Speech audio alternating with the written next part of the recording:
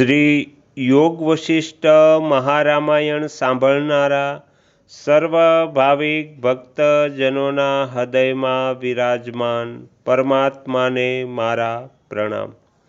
શ્રી યોગ વશિષ્ઠ મહારામાયણના અત્યાર સુધીમાં આપણે 24 ભાગ સાંભળ્યા છે।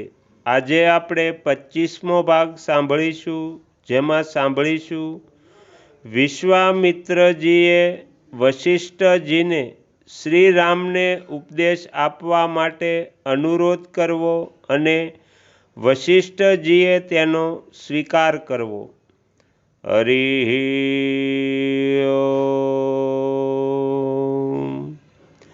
શ્રી વિશ્વામિત્રજી કહે છે, હે મુનીશ્વરો, શ્રી રામચંદ્રજીએ જાણવા જેવી વસ્તુને પૂરી રીતે જાણી લીધી છે, કેમ કે એ શુદ્ધ બુદ્ધિના શ્રી રામને ભોગ સારા લાગતા નથી, એ એમનો રોગ જેવા લાગે છે।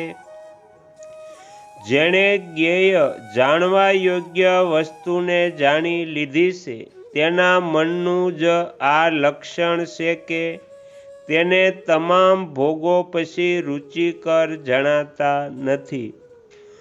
ભોગોના ચિંતનથી અજ્ઞાનજનિત બંધન દઢ થાય છે અને ભોગ વાસના શાંત થઈ જતા સંસાર બંધન ક્ષીણ થઈ જાય છે।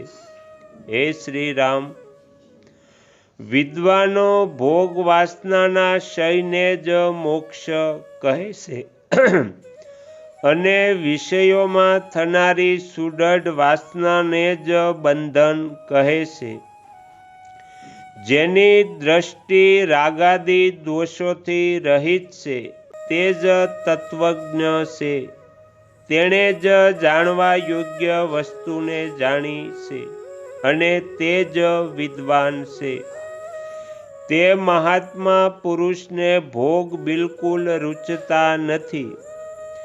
જેમ મરુભૂમિમાં વેલ થતી નથી, તે જ પ્રમાણે જ્યાં સુધી જાણવા યોગ્ય તત્વનું કશું જ જ્ઞાન હોતું નથી, ત્યાં સુધી મનુષ્યના હૃદયમાં વિષયોનો વૈરાગ્ય થતો નથી।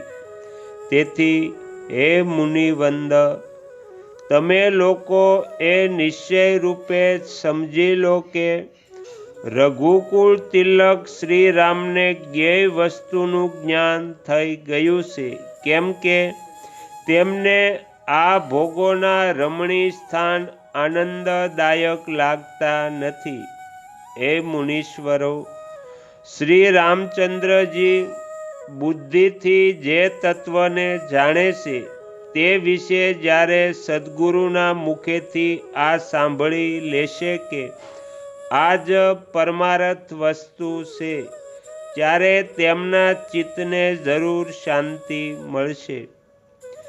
જેમ શરદકાળની શોભા વાદળ રહિત નિર્મળ આકાશની અપેક્ષા રાખે છે, એ જ પ્રમાણે શ્રી રામચંદ્રજીની બુદ્ધિને માત્ર અદ્વિતીય સચ્ચિદાનંદ ઘન પરમાત્માના તત્વમાં શાંતિની અપેક્ષા છે।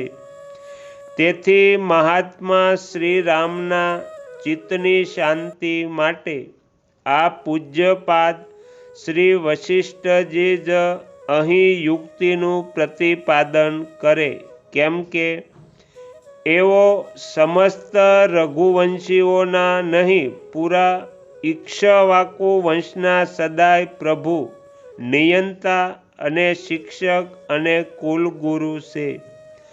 આ ઉપરાંત એઓ સર્વજ્ઞ, સર્વસાક્ષી તથા ત્રણેય કાળમાં મોહ વગેરેથી રહિત નિર્મળ દ્રષ્ટિવાળા છે। હે પૂજ્યપાદ વશિષ્ઠજી, શું તે પૂર્વની વાત તમને યાદ છે, જ્યારે આપણા બંનેના વેરની શાંતિ તથા પરમ બુદ્ધિમાન મુનિઓના કલ્યાણ માટે દેવદારના વૃક્ષોના આવતા ઢંકાયેલા નિષદ પર્વતના શિખર પર સાક્ષાત પદ્મયોની ભગવાન બ્રહ્માએ મહત્વપૂર્ણ જ્ઞાનનો ઉપદેશ કર્યો હતો. હે બ્રહ્મન, તે યુક્તિયુક્ત જ્ઞાનથી આ સાંસારિક વાસના અવશ્ય એ રીતે નષ્ટ થઈ જાય છે જેમ ભગવાન સૂર્યદેવના ઉદયથી અંધકાર નષ્ટ થઈ જાય છે. તમે તે જ યુક્તિયુક્ત જ્ઞેય વસ્તુઓનો પોતાના શિષ્ય શ્રી રામચંદ્રજીને શીઘ્ર ઉપદેશ આપો, જેથી એ શાંતિને પ્રાપ્ત થાય. આમાં તમારે વિશેષ પરિશ્રમ કરવાની જરૂર નથી, કેમ કે શ્રી રામચંદ્રજી સર્વથા નિષ્પાપ છે. તેથી જેમ નિર્મળ દર્પણમાં યત્ન વિના જ મુખનું પ્રતિબિંબ દેખાવા લાગે છે, એ જ પ્રમાણે શ્રી રામચંદ્રજીને યનાયાસ જ જ્ઞેય વસ્તુનો બોધ અને શાંતિ પ્રાપ્ત થઈ જશે. હે મહાત્મન, તે જ જ્ઞાન, તે જ શાસ્ત્રાર્થ અને તે જ પંડિતાઈ સાર્થક અને પ્રશંસાને પાત્ર છે, જેનો વૈરાગ્યયુક્ત ઉત્તમ શિષ્યના માટે ઉપદેશ આપવામાં આવે છે.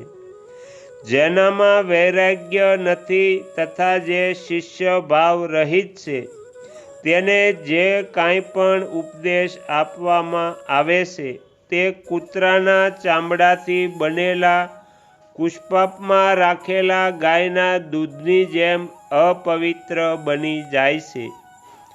જ્યાં તમારા જેવા વિતરાગ, નિર્ભય, ક્રોધરહિત, અભિમાન રહિત તથા નિષ્પાપ મહાપુરુષ તત્વજ્ઞાનનો ઉપદેશ આપે છે, ત્યાં તુરંત બુદ્ધિને વિશ્રામ મળે છે. ગાધિનંદન વિશ્વામિત્રે આ પ્રમાણે કહેવાથી વ્યાસ અને નારદ વગેરે તે બધા મુનિઓએ સાધુ સાધુ કહીને તેમની કથનની બહુ પ્રશંસા કરી.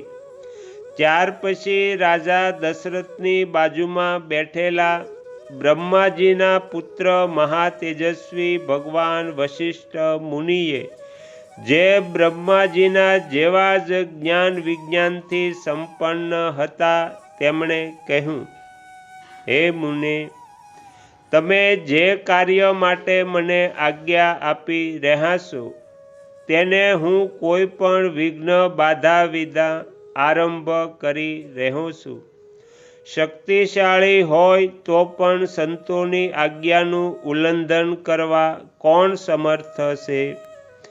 પૂર્વકાળમાં નિષદ પર્વત પર પદ્મયોની બ્રહ્માજીએ સંસારરૂપી ભ્રમને દૂર કરવા માટે જે જ્ઞાનનો ઉપદેશ કર્યો હતો તે પૂરેપૂરો મને યાદ છે. તો અહીંયા યોગ વશિષ્ઠ મહારામાયણનો 25મો ભાગ સમાપ્ત થાય છે.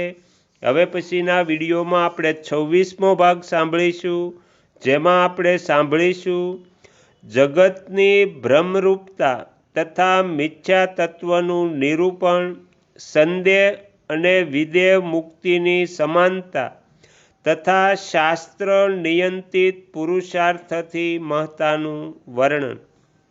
તમે તમારો કિંમતી સમય આપી એકાગ્ર ચિત્તે પ્રસન્નતાપૂર્વક શ્રી યોગ વશિષ્ઠ મહારામાયણ સાંભળી એ બદલ હું આપ સૌનો ખૂબ ખૂબ આભાર વ્યક્ત કરું છું અને આશા પણ રાખું છું તમને સાંભળવી ગમી હશે. જો ગમી હોય તો બીજા 5 લોકોને પણ સંભળાવજો. શ્રી સદ્ગુરુદેવની જય. આગળના વિડીયો જોવા માટે આ ચેનલને સબસ્ક્રાઈબ કરો અને જો આ વિડીયો પસંદ આવ્યો હોય તો લાઈક કરો.